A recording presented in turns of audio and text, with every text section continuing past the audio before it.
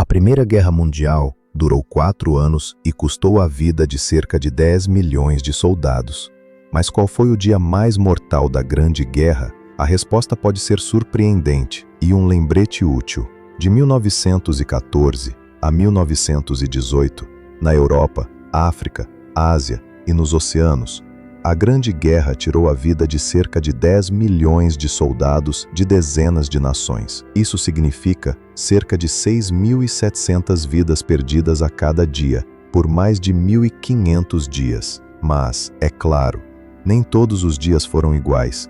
Em um período de 24 horas, uma parte da linha de frente poderia estar muito tranquila, ou o combate poderia ser tão intenso que dezenas de milhares de soldados morreriam em apenas algumas horas. Algumas datas infames se destacam nos livros de história e na memória dos apaixonados por história.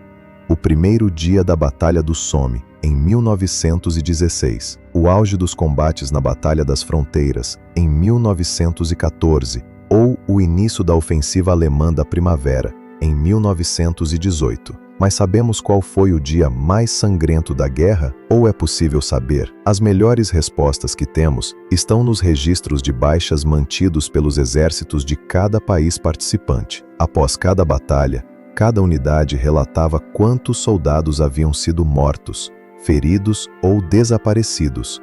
E esses relatórios eram então contabilizados pelos oficiais de Estado-Maior para acompanhar as perdas e o poder de combate. Porém, muitas vezes esses registros são incompletos, imprecisos ou somam as perdas de vários dias. Além disso, cada país mantinha seus próprios registros, que nem sempre são comparáveis, e alguns até foram perdidos, como os arquivos alemães destruídos em 1945, ou muitos documentos russos perdidos após a Revolução. Os dados que temos não nos permitem dizer qual foi o dia mais sangrento somando todos os exércitos, mas podemos identificar qual foi o dia mais mortal para um único país e, recentemente, algumas descobertas abalaram o que se acreditava anteriormente. Vamos começar com um dos dias mais infames da Grande Guerra, 1º de julho de 1916. A Grã-Bretanha tinha um exército pequeno quando a guerra começou,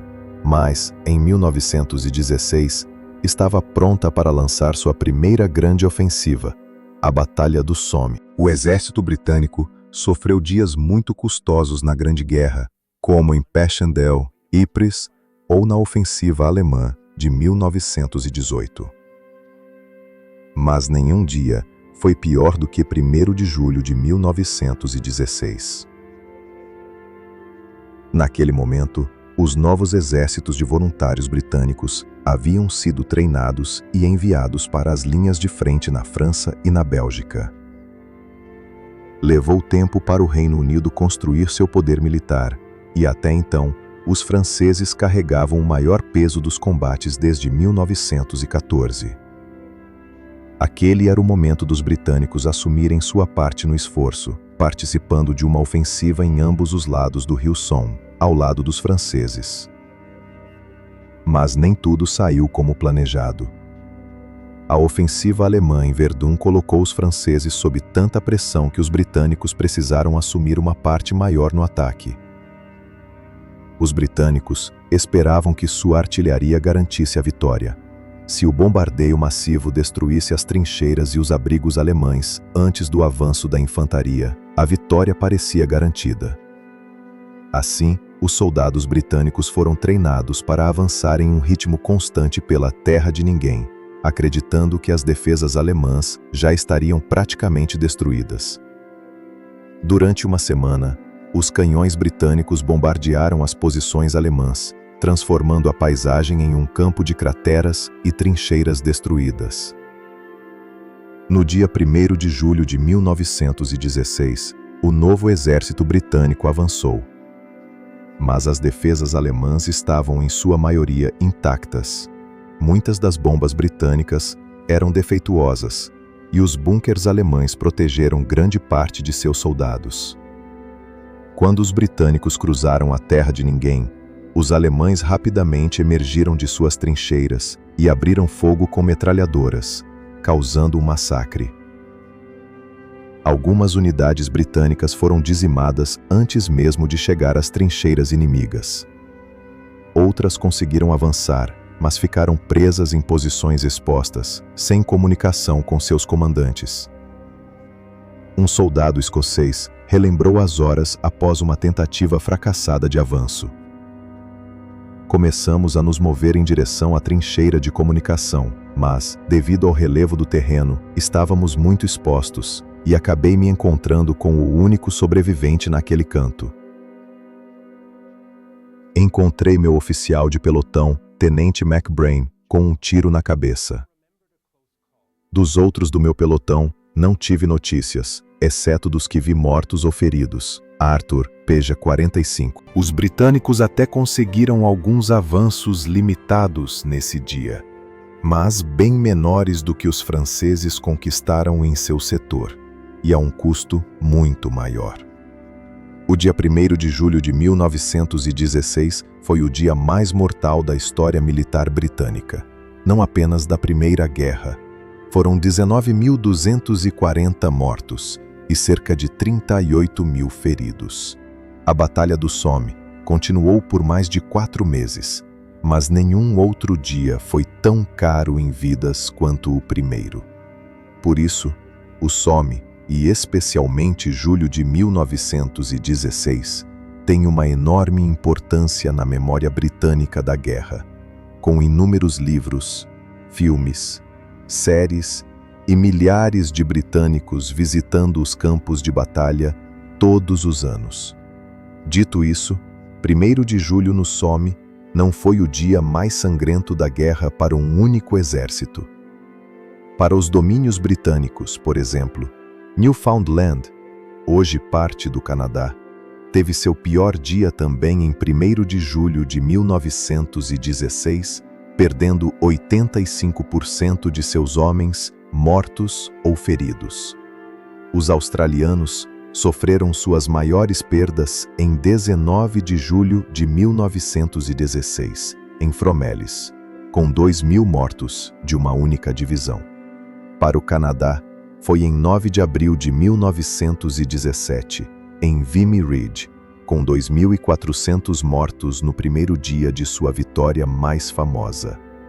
O pior dia da Alemanha, em termos de mortos, foi provavelmente o primeiro dia da ofensiva da primavera, a Batalha do Kaiser, a última tentativa alemã de vencer a guerra, em março de 1918. Os alemães haviam transferido tropas do leste após a paz com a Rússia e atacaram os britânicos na junção entre as linhas britânicas e francesas. O plano era dividir os aliados e destruir a Força Expedicionária Britânica, BF. Eles usaram táticas de Stormtroopers, pequenos grupos de infantaria altamente treinada, que atravessavam as linhas britânicas, contornando pontos fortes, deixando-os para a infantaria regular limpar depois. No dia 21 de março, o primeiro dia da ofensiva, os alemães perderam cerca de 11.000 soldados mortos, a maioria infantaria experiente, que não poderia ser facilmente substituída. O oficial alemão Ernst Junger lembrou um momento de grande perigo. As ondas de infantaria surgiam e desapareciam em linhas fantasmagóricas na fumaça branca. Contra todas as expectativas, uma metralhadora disparou contra nós da segunda linha, britânica. Eu e os homens que estavam comigo nos jogamos em uma cratera de bomba. Embora no início os alemães tenham obtido grandes ganhos e causado uma crise no comando aliado, no fim, a ofensiva falhou e foi encerrada 2 semanas depois. Para alguns outros países, os totais são mais difíceis de estimar, devido à perda de registros ou má documentação. No caso da Itália, um dos dias mais sangrentos pode ter sido 24 de outubro de 1917, no início da Batalha de Caporetto, quando tropas austro-húngaras e alemãs romperam as linhas italianas. Ou talvez tenha sido em 29 de junho de 1916, quando os austro-húngaros lançaram um ataque com gás fosgênio no Monte San Michele, matando cerca de 3.000 italianos e intoxicando outros 4.000, junto com alguns dos próprios austro-húngaros. No fim, esse ataque não mudou significativamente a linha de frente. O dia mais sangrento do Império Austro-Húngaro é difícil de determinar, dado o caos em algumas de suas primeiras batalhas. Pode ter sido em agosto de 1914, quando os exércitos dos Habsburgos avançaram apressadamente para a Galícia para atacar os russos, mas foram derrotados e sofreram enormes perdas. Outra possibilidade é 27 de fevereiro de 1915, quando, já enfraquecidos, os austro-húngaros lançaram uma ofensiva contra as posições russas nos Cárpatos, em pleno inverno.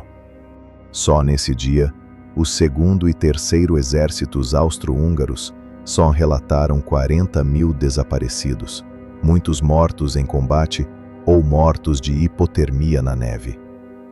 Uma terceira possibilidade é 4 de junho de 1916, quando os russos iniciaram a ofensiva Brusilov, que acabou quebrando o poder militar da Áustria-Hungria. Os registros de baixas russos também estão em condições que dificultam a reconstrução precisa dos números.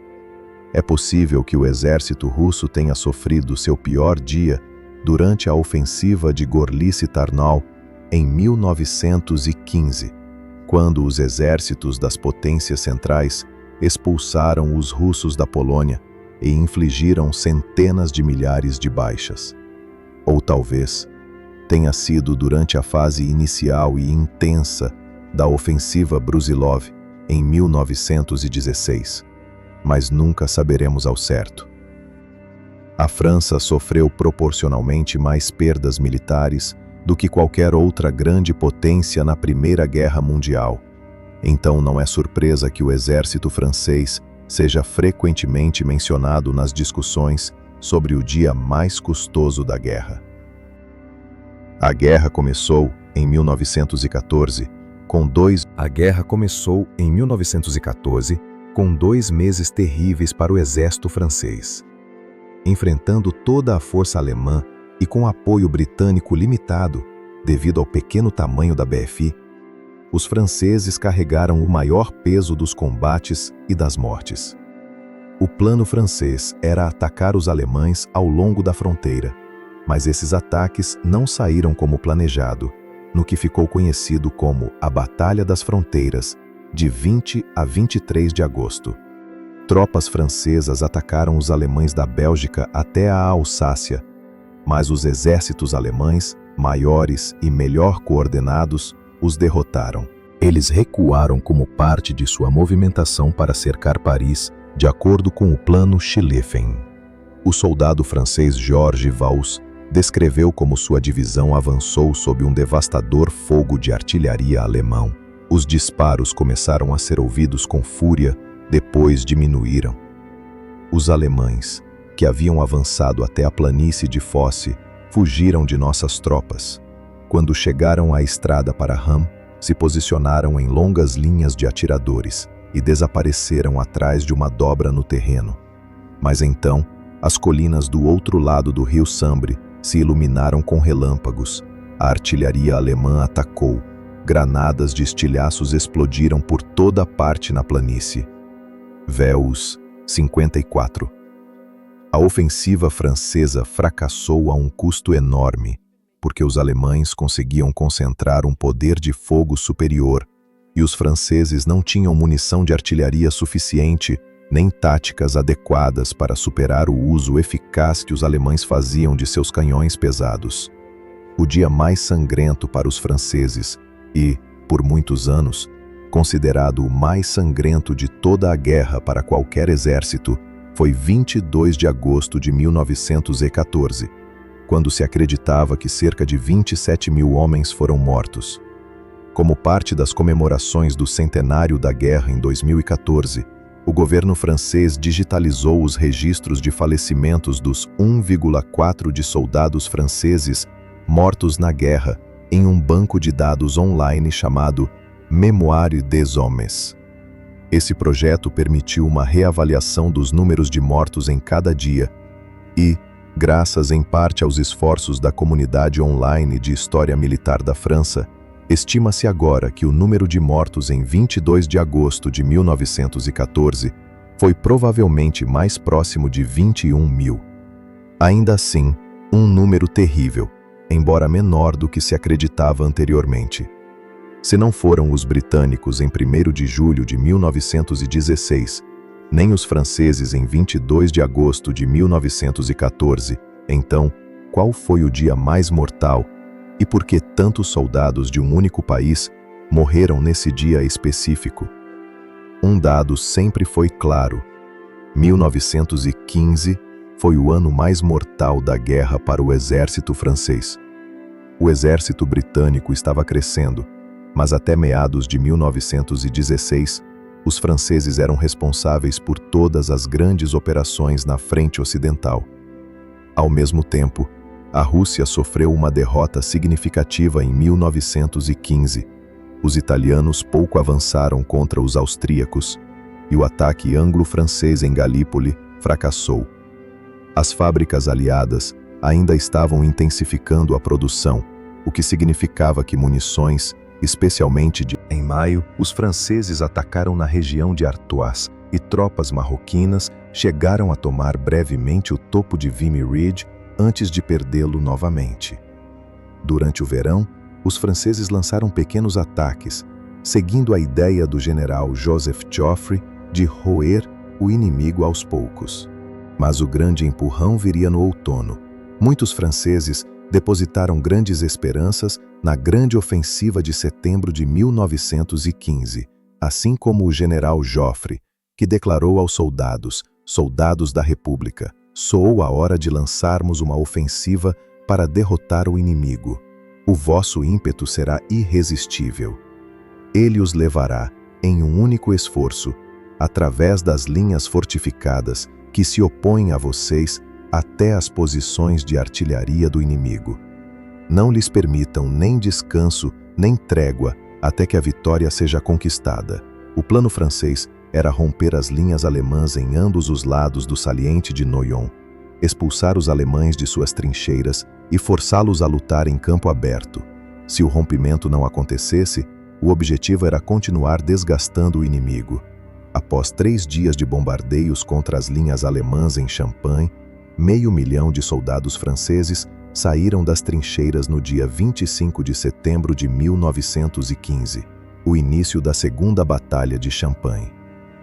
Em algumas áreas, os canhões franceses destruíram as defesas alemãs e grupos de infantaria conseguiram invadir as linhas.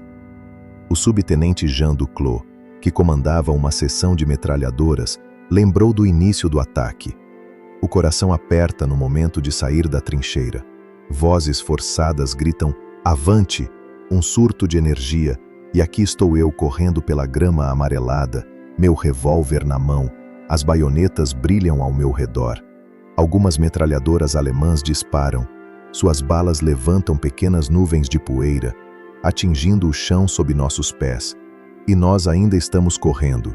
O cabo alemão Oswald Eichler vivenciou a batalha do outro lado. Logo ficou claro que bombas de gás estavam explodindo ao nosso redor e tivemos que reagir imediatamente. Ignorando o intenso fogo de armas leves, corremos até o abrigo dos soldados e pegamos nossas máscaras de gás. Decidi levar 5 homens para investigar a trincheira de comunicação. Não fomos muito longe. Homens com capacetes azuis haviam se aproximado do abrigo e atacavam com granadas de mão. Os franceses conseguiram romper um setor de 12 quilômetros da frente, capturando milhares de prisioneiros alemães. Algumas unidades francesas utilizaram novas táticas, coordenando fogo de artilharia, gás, reservas reforçadas para explorar brechas e um uso intensivo de granadas pela infantaria de assalto. Outras confiaram em métodos mais ultrapassados para tentar romper as linhas. O 5º Regimento de Hussardos franceses recebeu um relatório incorreto de que a infantaria havia limpado as trincheiras alemãs no setor deles, e então carregaram contra as linhas alemãs a galope. Imediatamente, toda a coluna foi atingida por intenso fogo de metralhadora, enquanto grupos de alemães, parecendo aterrorizados, saíam das trincheiras com as mãos erguidas. Os hussardos desmontaram rapidamente e invadiram a trincheira. Tudo que resistiu foi abatido ou neutralizado. As 2 metralhadoras que impediam o avanço da infantaria foram silenciadas. Historique du 5 Hussards. Apesar do sucesso inicial, o avanço foi difícil e as perdas foram enormes. O 5º Hussardos perdeu 140 cavalos nessa carga. O 2º Regimento de Zouaves perdeu 24 oficiais e 1.100 homens, mortos ou feridos ao atravessar a terra de ninguém, que tinha apenas 200 metros de largura. Ao mesmo tempo em que os franceses atacavam em Champagne, também lançavam uma ofensiva em Artois. A frente norte da ofensiva francesa de outono de 1915 incluiu um ataque na região de Artois a partir de 25 de setembro, conhecido como a Terceira Batalha de Artois. Dessa vez, os britânicos desempenharam um papel de apoio, atacando em Loos. Poucas horas após o ataque britânico, tropas francesas avançaram em direção ao ponto fortificado de Vimy Ridge, sob chuva intensa. Apesar dos britânicos terem distraído algumas reservas alemãs, a falta de artilharia por parte dos franceses significou que seu ataque não teve poder de fogo suficiente para romper as linhas alemãs. O subtenente Robert Desaubleau viu sua unidade avançar por um campo coberto de cadáveres dos combates que ocorreram na mesma área em dezembro de 1914. Ele observou enquanto a primeira onda começava a recuar para as trincheiras francesas, após falhar em invadir as trincheiras inimigas. Apesar do bombardeio, das minas e dos morteiros, ainda há arame farpado, esse obstáculo mortal que não pode ser atravessado sob fogo. À minha frente, um sargento desaba, segurando o estômago com as mãos. Tento fazer um curativo, mas seus intestinos estão pendendo de 2 ferimentos. Ele se contorce e rola na lama, mas seus movimentos logo diminuem. Apesar do bombardeio, das minas e dos morteiros, ainda há arame farpado. Esse obstáculo mortal que não pode ser atravessado sob fogo. À minha frente, um sargento desaba, segurando o estômago com as mãos. Tento fazer um curativo, mas seus intestinos estão pendendo de 2 ferimentos. Ele se contorce e rola na lama, mas seus movimentos logo diminuem. Ele chora como uma criança pequena. Outros feridos chegam e contemplam a agonia do camarada, mas seu sofrimento não os comove. Eles só pensam em si mesmos e em como escapar. Desaubleau, 175. As tropas francesas conseguiram abrir algumas brechas nas linhas alemãs, mas não chegaram nem perto de romper completamente, nem de avançar tanto quanto em maio. O general Ferdinand Foch ordenou ataques limitados em Artois até meados de outubro. Ele não queria que os britânicos pensassem que os franceses haviam desistido do setor e acreditava que as escassas munições precisavam ser reservadas para operações bem-sucedidas em Champagne. Mas a ofensiva em Champagne não conquistou muito terreno após os avanços iniciais. Ironicamente, esses sucessos limitados resultaram em ainda mais mortes, pois falsos rumores de um rompimento total fizeram com que os comandantes franceses enviassem cada vez mais unidades para um verdadeiro moedor. O subtenente Duclos ficou preso no massacre na confusão em uma posição alemã capturada. À minha frente, metralhadoras inimigas invisíveis se despertam e somos inundados por balas. É como estar cercado por um enxame de abelhas. Tento ver de onde vêm essas balas que matam e ferem vários soldados ao meu redor. De repente, sinto um golpe violento no rosto e meu nariz começa a sangrar. É uma bala que acabou de arrancar a ponta do meu nariz. Joffre finalmente encerrou a ofensiva de Champagne em 14 de outubro. A campanha de outono fracassou porque o exército francês ainda não havia resolvido o enigma da guerra de trincheiras. Às vezes conseguiam invadir as trincheiras alemãs, mas não conseguiam rompê-las completamente. Faltava-lhes artilharia pesada, munição, controle de comando eficiente em meio ao caos da guerra, e as táticas de infantaria ainda não haviam sido suficientemente aprimoradas para minimizar as perdas. As ofensivas duplas em Artois e Champagne contribuíram para que 1915 fosse o ano mais sangrento da guerra para a França. Nessas duas campanhas perderam 81 mil feridos e 63 mil mortos ou desaparecidos, e a maioria dos desaparecidos estava na realidade morta. Em Artois, os franceses perderam 2.684 mortos ou feridos para cada quilômetro quadrado de terreno conquistado, um ritmo insustentável de perdas. E o dia mais sangrento de todos, para a França ou qualquer outro país na Primeira Guerra Mundial, foi provavelmente o primeiro dia da ofensiva dupla, em 25 de setembro de 1915. De acordo com o banco de dados Mémoire des Hommes, cerca de 23 mil soldados franceses foram mortos nesse dia, sem contar aqueles que morreram posteriormente devido aos ferimentos.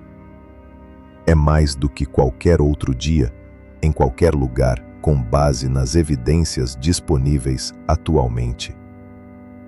A terceira batalha de Artois e a segunda batalha de Champagne não ocupam um papel de destaque na memória pública da Primeira Guerra, seja na França ou internacionalmente. Quando pensamos nos símbolos das vidas perdidas, geralmente lembramos do Somme ou de Verdun. Mas ir além dos símbolos é uma parte fundamental da compreensão da história. O fato de que o dia mais sangrento da guerra ocorreu em batalhas que muitos de nós nunca ouvimos falar, que não viraram filmes e que não são foco das comemorações do dia do armistício, deve nos fazer refletir sobre como lembramos da Grande Guerra e dos 10 milhões de homens cujas vidas ela tirou. O número de vítimas da Primeira Guerra Industrial do século XX foi um choque para as sociedades de todo o mundo. A Segunda Guerra Mundial ultrapassaria esses números e terminaria com uma das invenções mais mortais da história humana, quando os Estados Unidos lançaram a recém-desenvolvida bomba atômica sobre o Japão. As outras potências mundiais precisaram acompanhar esse desenvolvimento porque entendiam as implicações estratégicas dessas armas de destruição em massa. Na União Soviética, Stalin acelerou o desenvolvimento tanto de armas nucleares quanto da energia nuclear.